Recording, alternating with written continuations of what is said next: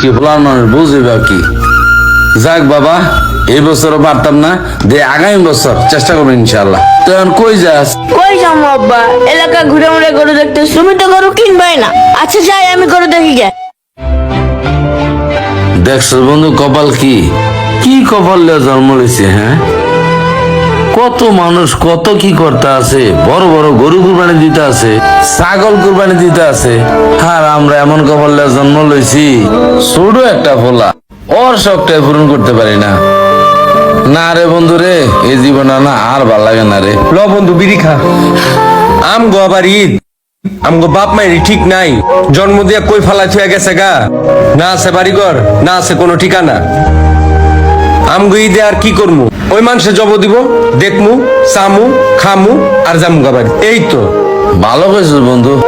আর এখন যে আড্ডা মারি রাইতে যে কিছু খামু এই ব্যবস্থা তো নাই। তুই তো একলা ভালো